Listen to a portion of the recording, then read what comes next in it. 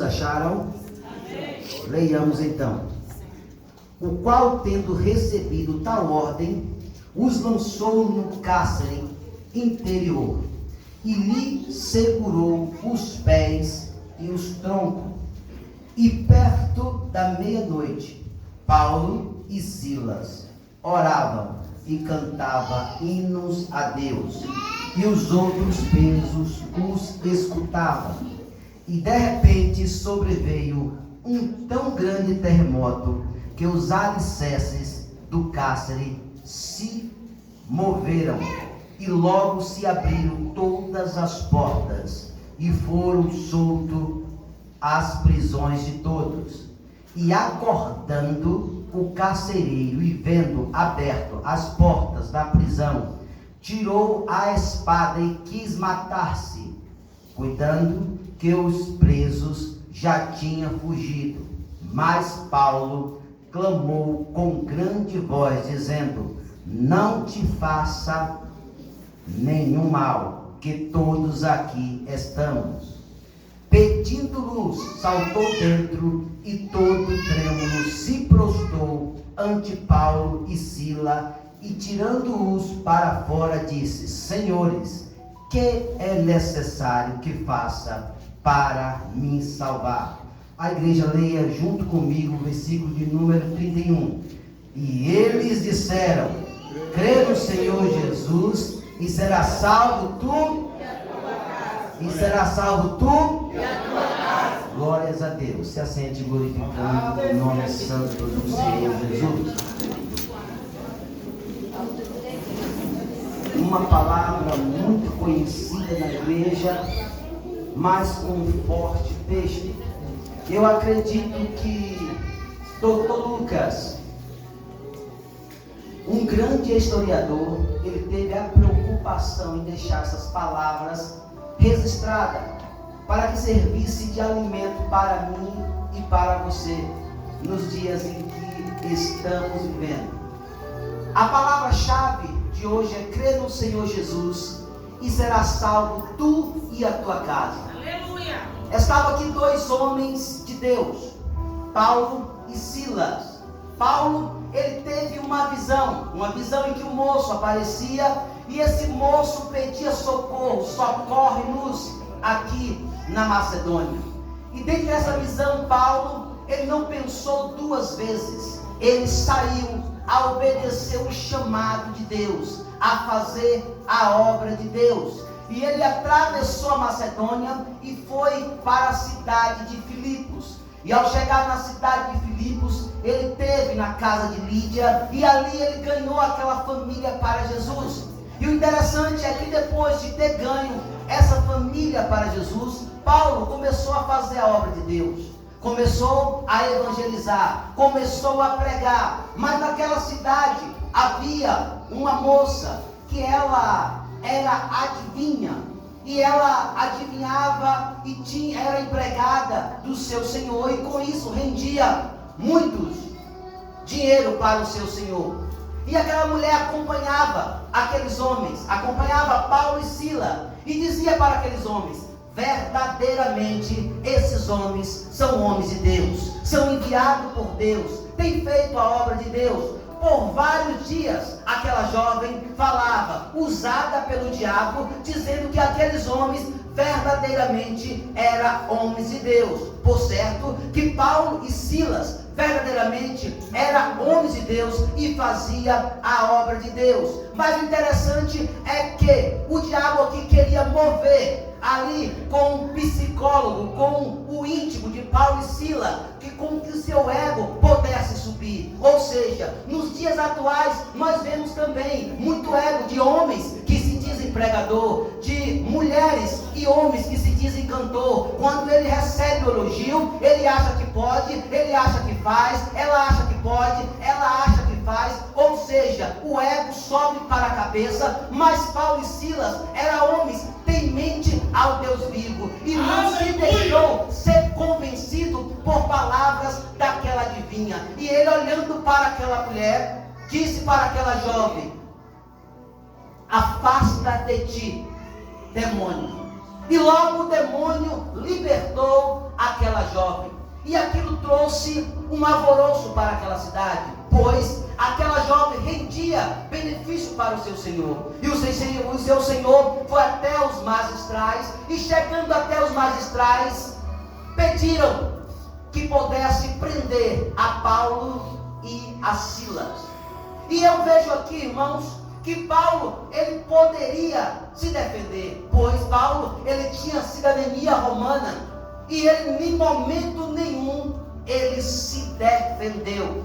Paulo foi levado para a prisão, Paulo e Silas, e pediram que o carcereiro jogasse ele no cárcere inferior, ou seja, no pior lugar daquele cárcere privado, e amarrasse ao tronco.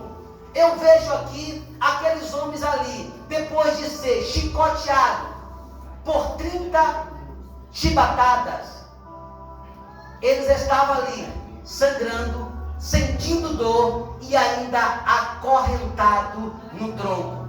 Eles poderiam naquele momento estar murmurando, porque a maioria de nós somos assim, temos a prática da murmuração. Se passarmos por luta, se passarmos por prova, se passarmos por um caos em nossa vida, a primeira coisa que nós fazemos é murmurar. Mas o interessante é que aqueles homens deixaram um exemplo para mim e para você, que quando tudo parecia estar dando errado, pois ele estava fazendo a obra do Senhor, ele estava fazendo o ID do Senhor, ele estava pregando o Evangelho do Senhor, e por certo, convencendo pessoa a se arrepender das suas práticas pecaminosas. Ele estava fazendo o querer do Senhor, mas por fazer a obra do Senhor, eles foram parar atrás das grades, eles foram chicoteados diante da praça, eles foram humilhados diante da praça. Mas ele toma uma atitude que nos chama a atenção. A atitude de Paulo e Silas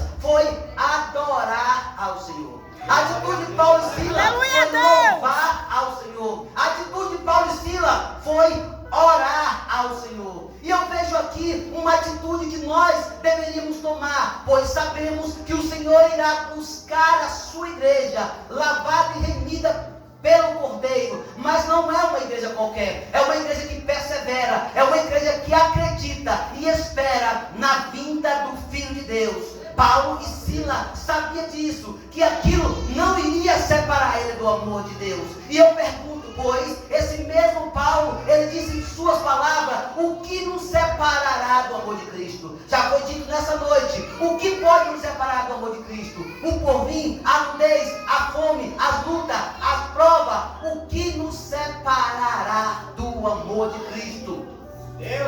A chicoteada em Paulo e Silas não permitiu que eles murmurassem do Senhor. As humilhações não permitiu que eles negassem ao Senhor. E para o cárcere inferior não levou eles a murmurar contra o Senhor, mas eles tiveram a atitude de adorar o nome santo. Aleluia a Deus! Enquanto Paulo e Silas adoravam e oravam ao Senhor, o carcereiro, que foi chamado e convocado para assegurar aqueles homens que eram considerados homens perigosos, que estavam naquela cidade fazendo motim.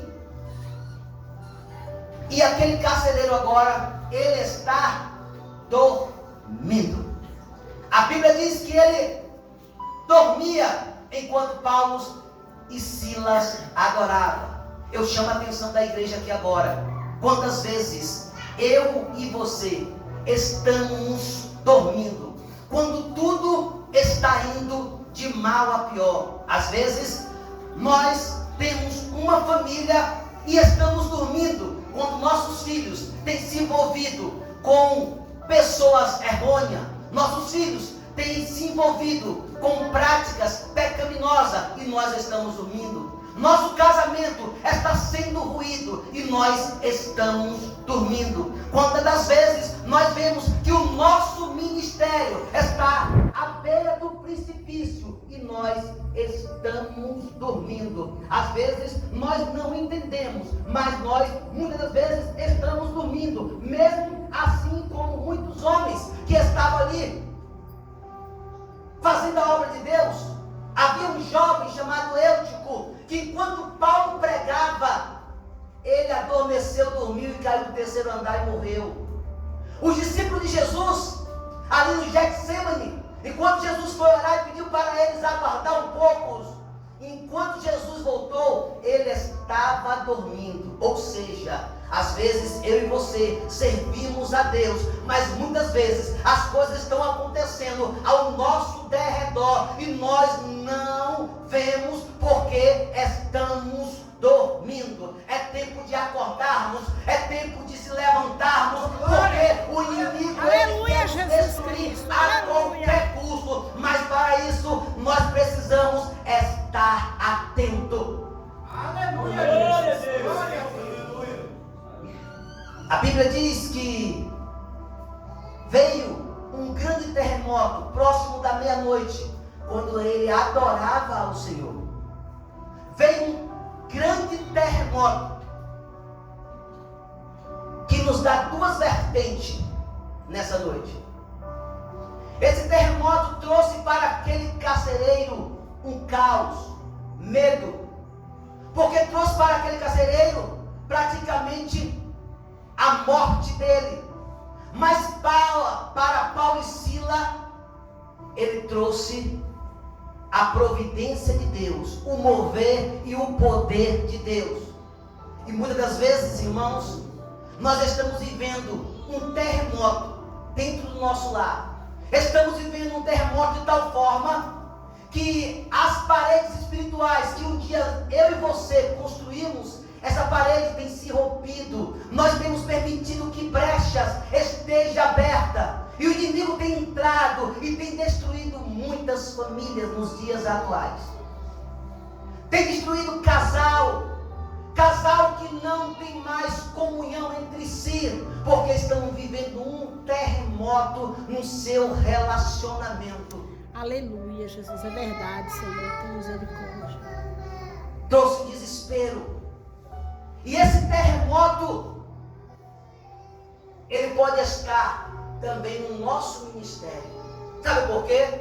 Porque às vezes nós vemos que as coisas estão acontecendo e nós não temos mais tempo para vermos e reconhecermos que está acontecendo algo diferente. Ei, espere um minuto, eu já não adoro mais como eu adorava antes. Eu não busco mais, eu não leio mais a Bíblia. Eu tenho mais tempo para séries do que para Deus. Eu tenho mais tempo para o meio social do que para Deus.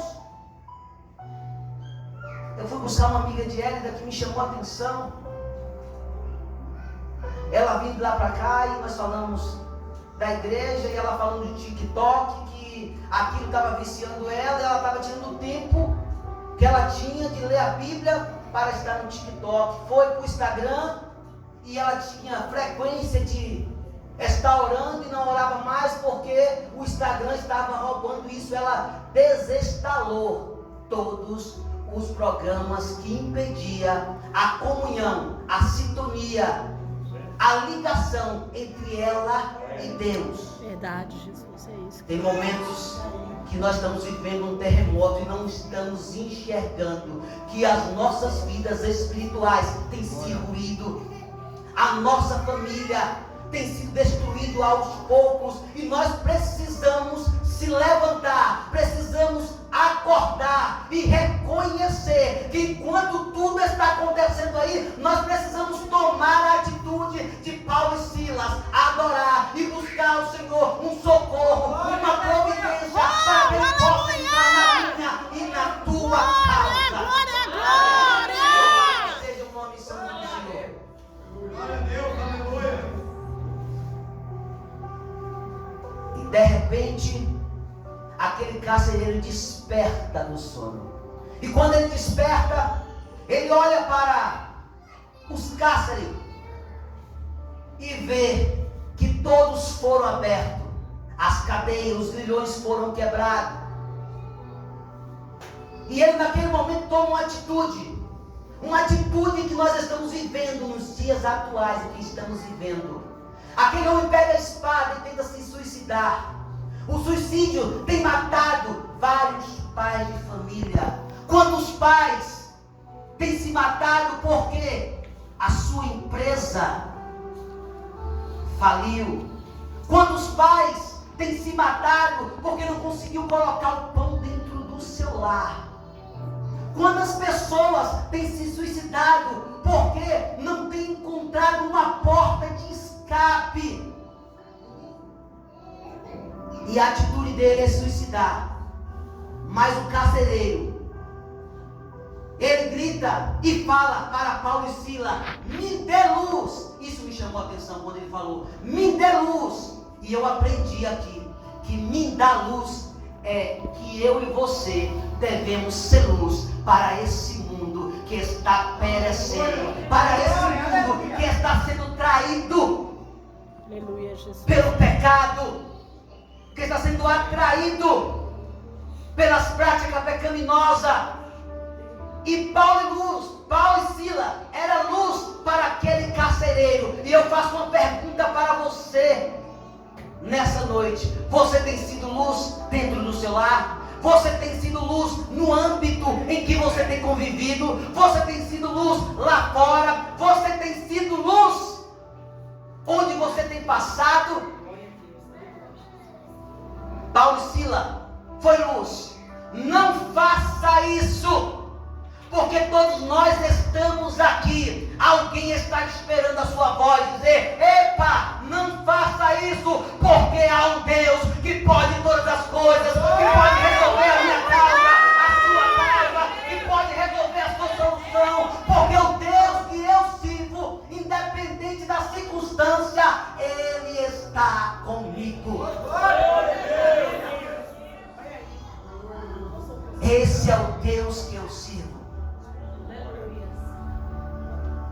Naquele momento, aquele carcereiro se surpreende com os presos que estão ali. E ele rapidamente faz uma pergunta: o que eu devo fazer para ser salvo? Paulo e Silas fita os olhos sobre ele e diz: crê no Senhor Jesus e será salvo tu e a tua casa. Aleluia. Mais uma interrogação. Se a palavra de Deus diz que a salvação é individual, por que Paulo e Silas disse: crê no Senhor Jesus e será salvo tu e a tua casa? Paulo colocou diante dele a oportunidade dele levar a salvação a todo o seu lar. Você é o representante do seu lar. Você é a luz do seu lar. Eu chamo a atenção de você, mãe. Você é a luz do seu lar. A atenção de você, pai. Você é a luz do seu lar. A atenção de você, jovem. Você é a luz do seu lar. Independente de qualquer um, nós devemos ser a luz. E essa luz tem que brilhar para que os outros venham se converter através da minha e da tua luz. Glória a Deus. Aquele soldado, ele iria se matar porque na lei romana, se deixasse um preso embora, a consequência seria a morte. Mas ele viu ali a esperança de um dia melhor para tua família, para a minha família. Nasce ali a possibilidade de uma nova vida para aquele carcereiro. Crê no Senhor Jesus e será salvo tu e a tua casa. Quando eu paro para analisar, eu vejo que aquele carcereiro não desistiu da sua família. Por isso eu digo, igreja, não desista da sua família, pois a sua família depende da sua visão. Eu vou provar aqui agora. Havia 12 espias e foi espiar a terra que Deus havia prometido para as famílias de Israel. E eles olharam a terra e 10 espias voltaram com um relatório negativo. Mas 2 espias voltaram com um relatório positivo. Se eu perguntar aqui, poucas pessoas vão me falar quem foi os 10. Eu mesmo não sei, só lendo a Bíblia. Mas quem foram os 2 que trouxe um relatório positivo? Josué e Caleb. Josué e Caleb. Josué e Caleb olhou a terra e disse: é aqui que eu vou trazer a minha família, é aqui que mana leite e mel. O Senhor nos deu essa terra e nós iremos possuí-la. Mas os 10 disse: nós não iremos poder tomar essa terra, porque há anaquins, há gigantes, há homens poderosos nessa terra, não temos condição. Ou seja, a sua família depende da sua visão. Caleb e Josué possuíram a terra que mana leite e mel, mas os 10 espias não possuíram, porque Caleb e Josué tinham visão, e a visão deles levaram a família dele à terra que mana leite e mel.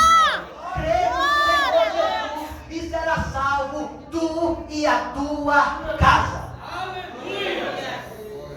Para ser salvo tu e a tua casa, você não pode desistir jamais da sua família.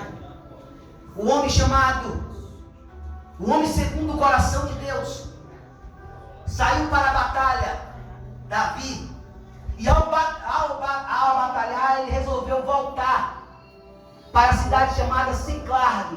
E quando chegou em Siclag, aquela cidade estava incendiada. Saquearam aquela cidade, tomaram aquela cidade, levaram os filhos, levaram as mulheres, levaram toda a sua família. E quando aqueles homens, aqueles guerreiros chegaram naquela cidade e viram que levaram tudo, aqueles homens se desesperaram e começaram a chorar, a se lamentar, e quiseram até apedrejar Davi. E Davi, naquele momento, ele olha para o céu e pede socorro ao Senhor. E o Senhor, dando socorro a Davi, ele dá a estratégia: vai atrás da tua família, que por certo você irá recuperá-la. A Bíblia diz que Davi, ele foi em busca, convocou os homens e foi em busca da sua família. E ele tomou a sua família e trouxe a sua família para a cidade novamente. Ou seja, o que eu aprendo aqui: não desista da sua família, não desista do seu lar, não desista de lutar, porque se você crer, será salvo você e a sua família, porque você é responsável pelo seu lar. Às vezes estamos dentro de um lar que só tem uma pessoa cristã. Você é o responsável de levar o evangelho para os outros que estão dentro desse lar. Paulo e Silas, ele fez a parte dele. Ele foi levado até a casa do carcereiro, e ao chegar na casa do carcereiro, a Bíblia diz que todos se converteram diante do Senhor. E depois de se converter, eles cuidaram das feridas, dos vergões que estavam nas costas daqueles homens. Enquanto eles cuidavam, a Bíblia diz que todos foram batizados no Espírito Santo. O segredo nessa noite é crer no Senhor e será salvo tu e a tua casa. Crê, Jesus, não desista da sua família jamais. Defenda ela com unhas e dentes, mas não permita que o mundo a leve. Não permita que o diabo, com suas práticas pecaminosas, a seduza. Não permita que ele venha destruir o seu ministério. Não permita que ele venha destruir a sua família. Porque muitos têm perdido os seus lares porque não têm acordado. Muitos estão perdendo os seus lares porque não têm vigiado, não têm fechado as brechas. Mas eu nessa noite convido toda a igreja a abrir os olhos espirituais e declarar como um dia, já velho, já no fim da sua vida. A Bíblia diz que Josué, ele olhou para o povo e disse assim: olha, vocês podem fazer o que parece bem aos olhos de vocês. Se quiserem servir aos deuses dos seus pais, ou os deuses que estão aqui, porém eu e a minha casa serviremos. Aleluia! Que você e a sua casa sirva ao Senhor. Que Deus te abençoe.